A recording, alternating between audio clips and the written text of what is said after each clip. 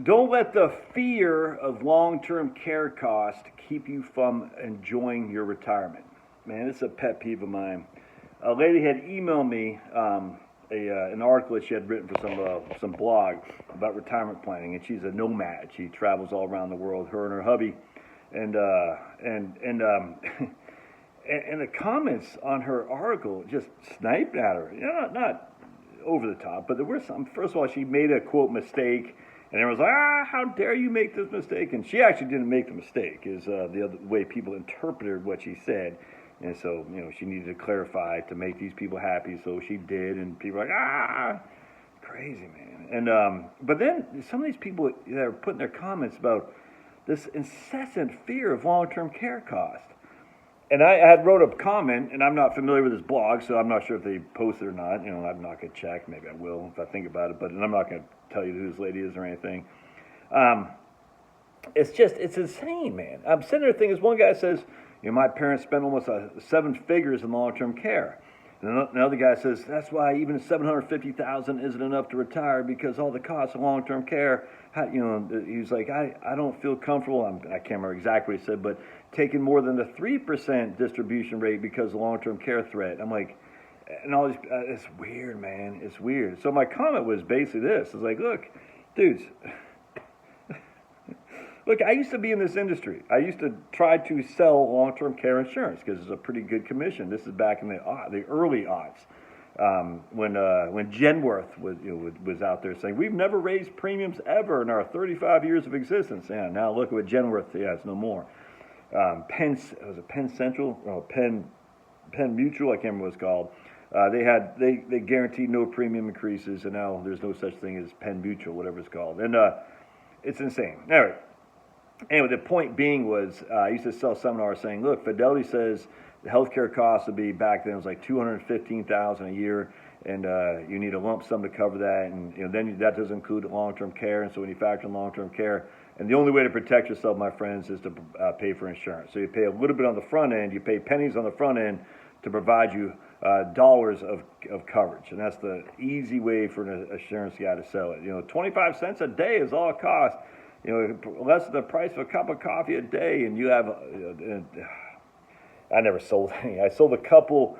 What are they called? Money Guard policies, which I actually like. I don't know if they still do it. Lincoln Money Guard, where you dump in like $50,000 and you have there's 3 to 4 times that in long-term care cost, plus a death benefit, plus you could always get your money back. I always like those kind of policies. Pretty simple. If you have the cash, you put this money in, you got, I think it was like 200, if you dumped $50,000 in, you got $266,000 of long-term care coverage. You got a death benefit of like 120 or something like that, and you could always get your money back without interest, but you could always get your money back if you didn't use it.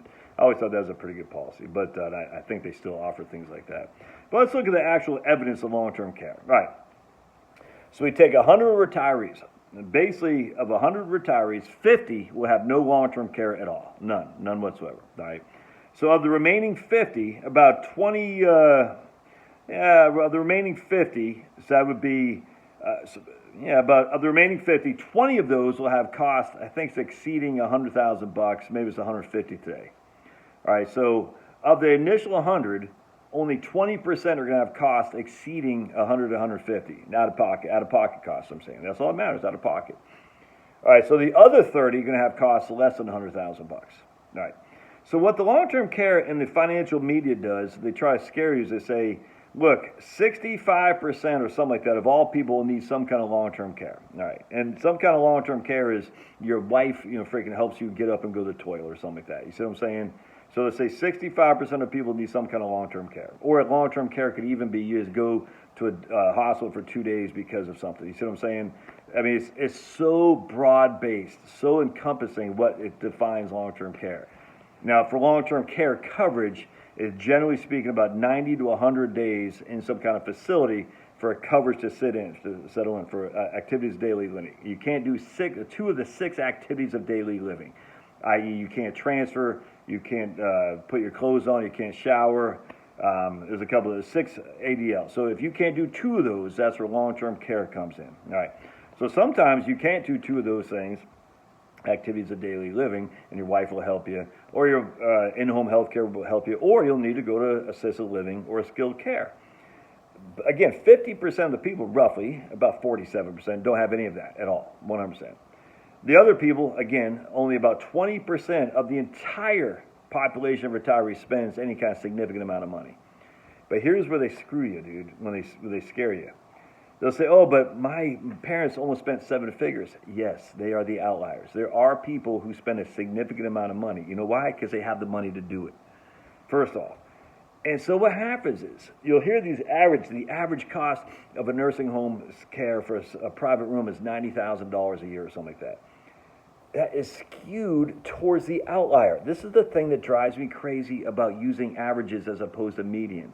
The averages always are skewed in the direction of the outlier. So this guy who had written in that he had his parents spent almost $1 million in long-term care.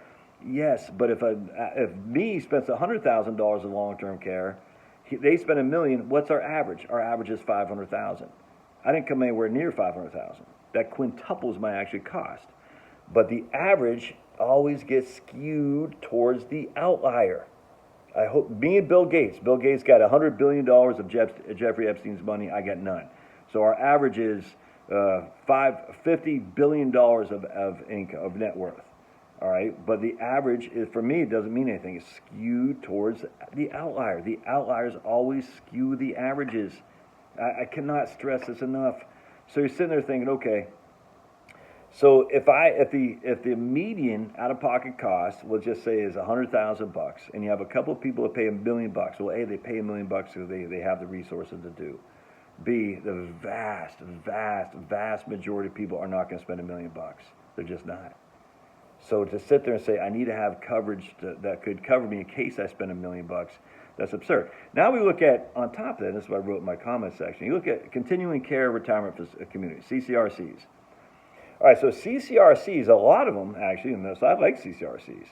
You have a pretty significant front-end cost. You know, $300,000 to $500,000 is your cost of entry. How do you pay for that? Typically to sell the house. I mean, it's just this simple, man. So you sell the house, it costs $300,000 to $500,000 to go in. A lot of these CCRCs guarantee that you'll transfer from an independent living to assisted living to skilled care without any further fee increases. All right.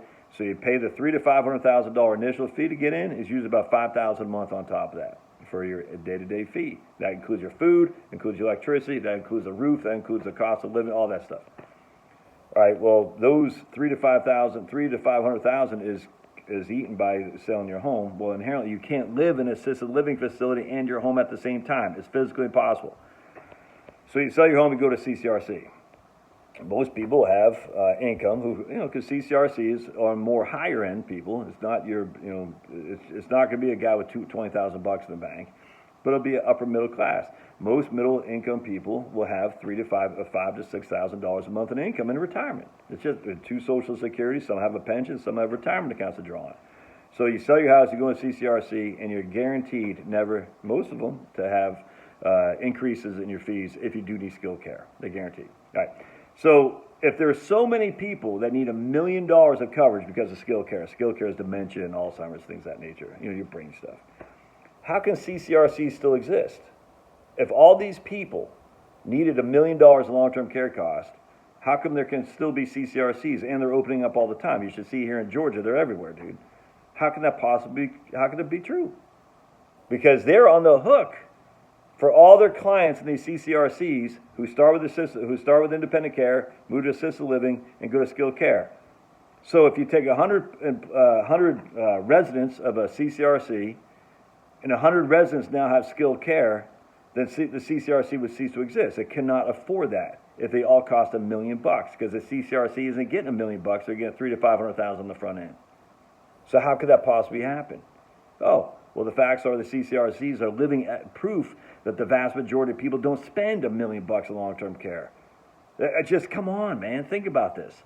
The vast majority of people will go to assisted living. A good amount of those people will die off. Some will go to assisted living, and then they'll die off. And then a few, the outliers, will go to skilled care. Just the idea that people say, I need to provide myself with what potentially could be $1 million of coverage in case I go to skilled care. I'm like, how does CCRCs still exist? It can't, it's impossible. If that was true, they'd all go bankrupt because they'd have every single of their residents in a CCRC that goes to skilled care. And don't forget, CCRCs are self-selecting as well, i.e., there are people who are worried about the need to transition from independent living to assisted living to skilled care. So they're already planning that, said that might happen. Why? Because I saw my mom have to do that. So it might be in their genes, it might be some concern they have, so they're going to a CCRC just in case. So it's a self-selected group of people. It's not people that are dying at 65 years old or 70 years old. It's people who are saying, I'm 73 years old, I saw mom, she needed skilled care, I'm going to go to assisted living facility, I'm going to go to CCRC in case I need that. And they don't, and again, why I love CCRCs is they don't transition you out. They say, we're going to start here, we're going to move you there, all in the same complex, which is great without increasing the fee. Now, again, it's not cheap to get in, but that living proof that the vast majority of people do not have significant long-term care costs. They just don't. I'm sorry, if your out-of-pocket cost long-term care is $100,000, all right, over the course, usually the vast majority of this is expended in the last 2 years of your life anyway. I hate to say, what else are you going to do with the money? You're 88 years old, dude. You're like freaking, you're Joe Biden. You don't know who you are. You're Dianne Feinstein. You know what I'm saying? You're like, what else are you going to do with the money? That's why you save the money to spend it later on.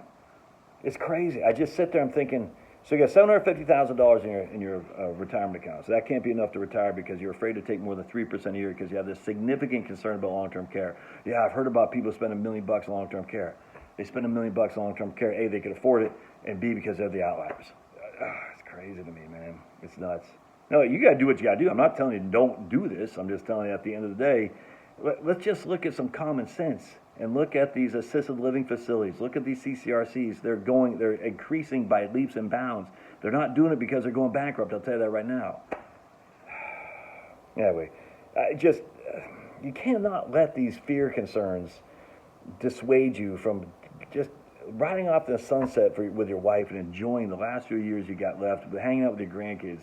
Freaking going out there and, I got a lady sent me a picture of some goats, milk cow she got. They left their crappy old job and now they're on a farm and they just freaking love it. Yeah, I mean, it could just be you. Yes, it could be. And if you run out of money, guess what? I hate to say it, but if you're a skilled care and you run out of money, you don't even know who you are anyway. All right. Love your thoughts. We'll see you.